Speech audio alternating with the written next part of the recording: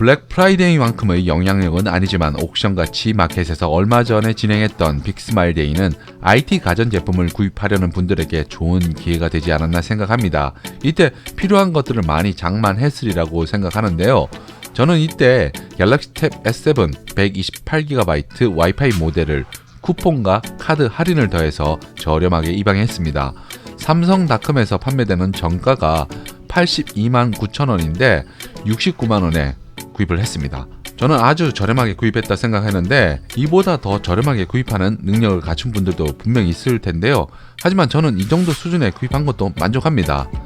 원래는 갤럭시 탭 S7 플러스 모델을 구입하려고 했지만 빅스마일 데이 혜택 적용 상품 리스트에는 빠져 있어서 어쩔 수 없이 11인치 S7 모델을 구입을 했는데요. 이 당시 아이패드 에어 4세대 모델도 행사 상품으로 등장했지만 쿠폰을 먹여도 90만원대라서 가격적인 메리트가 없어 S7을 선택한 것이기도 하고요. 예전에는 두 브랜드에서 내놓은 제품의 외형 차이가 확연하게 구분되었지만 지금은 디자인적인 차이를 거의 찾아볼 수 없을 만큼 둘이 비슷한 모양을 지니고 있습니다. 얇은 베젤과 슬림한 두께는 멀리서 보면 애플과 삼성 어느 브랜드 제품인지 잘 모를 때도 있는데요. 예전 같으면 고민 없이 아이패드를 선택하는 분들이 대부분이었을 겁니다. 그런데 이번 갤럭시 탭 S7은 너무 잘 나와서인지 고민하는 분들이 많더라고요. 개인적인 생각으로는 아이폰을 쓰는 유저들이라면 아이패드로 가는 게 맞다고 생각하고요. 갤럭시 또는 안드로이드 스마트폰을 쓰는 유저들이라면 S7이 괜찮은 선택이라고 봅니다. 저는 여러 고민을 해봤는데 가장 끌렸던 것이 기본적으로 S펜이 구성품에 포함이 되어 있어 별도로 구입하지 않아도 된다는 점입니다. 아이패드는 최소 10만원 이상 애플 펜슬 구입에 돈을 써야 하죠. 그리고 애플 펜슬과 S펜 둘을 비교하면 장단점이 분명 존재합니다. 그러나 기본 구성품으로 제공하는 메리트는 제품 선택에 있어서 상당한 비중을 차지할 것 같은데요.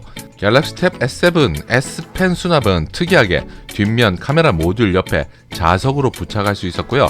S펜의 뾰족한 부분이 카메라 모듈을 향해야만 충전이 가능합니다.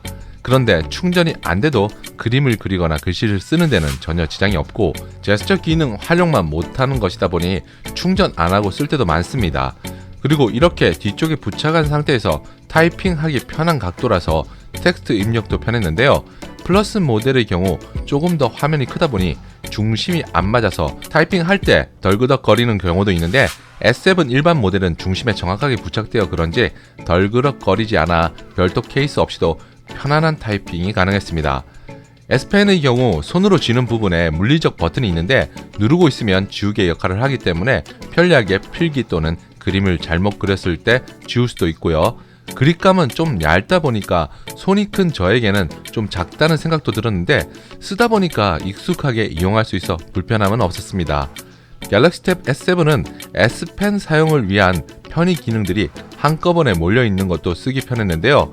그래서인지 조금 더 빠르게 S펜 기능을 빠르게 익힐 수 있었던 것 같습니다. 그리고 하단 내비게이션 바도 펜으로 컨트롤이 가능한데 아이패드는 내비게이션 바는 손으로 터치해야 해서 짜증났거든요. 이런 점도 구입을 결정하는데 어느 정도 영향을 미쳤던 것 같습니다. 저는 S펜을 그림도 그리고 컬러링 하는데 이용하고 있습니다. 하지만 이런 것보다 더 많이 쓰는 기능이라면 손글씨 캘린더를 쓰는 것입니다. 중요한 약속이나 기념일 같은 것을 타이핑이 아닌 손글씨로 알아보기 쉽게 기록해두면 잊어버리지 않아 편리하게 활용 중에 있고요. 아이패드에도 필기 앱이 있기는 하지만 갤럭시 탭 S7의 경우 무료로 쓸 수 있다는 게 가장 큰 매력이 아닐까 싶습니다. 갤럭시 탭 S7 플러스 모델을 구입했다면 키보드 북커버를 필수로 구입을 했을 겁니다. 그런데 11인치 크기의 S7에는 터치패드가 오히려 걸리적거릴 것 같아서 접이식 블루투스 키보드를 사용 중에 있는데요. 휴대하기도 좋고 타이핑을 할 때도 쾌적하게 이용할 수 있어서 추후에도 키보드 북커버는 안 살 것 같습니다. 여기에 블루투스 마우스까지 준비하면 완벽한 노트북이 탄생하는데요.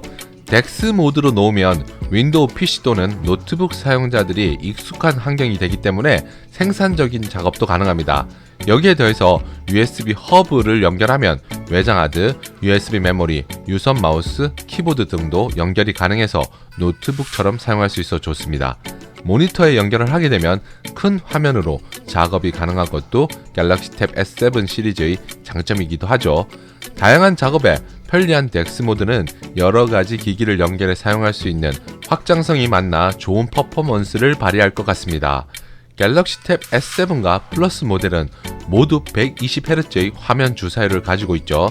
앱을 실행하거나 고주사율 게임을 즐길 때 120Hz는 재미를 더해주는 포인트가 될 것 같은데요. 매일 사용할 때는 잘 몰랐는데 60Hz 모니터와 스마트폰을 쓰면 역체감이 일어나서 앞으로는 모니터와 스마트폰도 120Hz로 모두 바꿀 생각입니다. 디스플레이는 LTPS LCD인데 500니트 밝기라서 야외에서도 큰 무리 없이 쓸 수 있을 것 같고 오랜 시간 쓰더라도 눈의 피로가 적어 편안하게 이용할 수 있었습니다. 화면 분할도 직관적으로 손가락이나 S펜을 이용해 상하, 좌우, 가운데 이렇게 총 5군데 분할이 가능한데요. 이렇게 멀티태스킹이 가능한데 아쉽다면 128GB 모델의 램 용량이 6GB이고 가격 차이가 얼마 나지 않는 256GB 모델의 램 용량이 8GB더라고요. 그냥 S7 일반 모델과 플러스 모델로 나눠서 용량 급나누기를 했으면 어땠을까 하는 아쉬움도 있습니다. 그래서인지 이번 빅스마일 데이에 256GB 모델보다는 128GB 모델을 풀어놓은 게 아닌가 싶기도 하는 생각을 가져봅니다. 하지만 11인치 화면에 멀티태스킹을 하면 얼마나 할지 잘 모르겠군요. 노트북이면 이게 문제가 되었을 것 같은데 태블릿이라서 큰 불편함 없이 잘 사용 중에 있습니다. 플러스 모델은 보안 인증 방식이 화면 지문 인식인데 일반 모델은 전원 버튼에 지문 인식 스캐너가 내장되어 있습니다. 이게 작아서 케이스를 씌우면 인증하기 불편한데 저는 집에서는 지문 스캐너 대신에 아이패드의 페이스 아이디와 같이 얼굴 인식으로 로그인을 합니다. 얼굴 인식률도 빨라서 외부 휴대 시에만 지문 인식 스캐너를 사용하고 집에서는 얼굴 인식 방식을 적극적으로 쓰기를 추천해 드리고요. 게임에 있어서는 배틀그라운드, 콜 오브 듀티의 풀 옵션으로 가동을 해도 끊김없이 플레이를 할 수 있어 큰 화면으로 즐기고 있는데요. 갤럭시 탭 S7은 16:9 화면 비율이라서 게임은 물론이고 영상 시청하기가 좋습니다. AKG 사운드도 게임이나 영상 시청 시 입체감 있는 소리를 전달하는데요. 다만 약간 스피커 앞에 뭘 씌운 것 같은 느낌의 소리가 전해지는데 좌우 스테레오는 입체감 있게 와닿는데요. PC를 켜지 않고 간단한 네이버 메일을 확인하거나 모바일 게임 플레이, 영상 편집 등에 활용하면 좋을 것 같습니다. 그런데 영상 편집의 경우에는 안드로이드 태블릿 앱 생태계가 빈약해서 쓸만한 게 없어요. 애플은 유료로 구입할 수 있는 앱들이 정말 다양한데 이것이 향후 안드로이드 태블릿이 발전하는데 큰 역할을 할 것으로 보입니다. 앱 생태계가 부족한 점 외에는 큰 불편함 없이 사용할 수 있었는데요.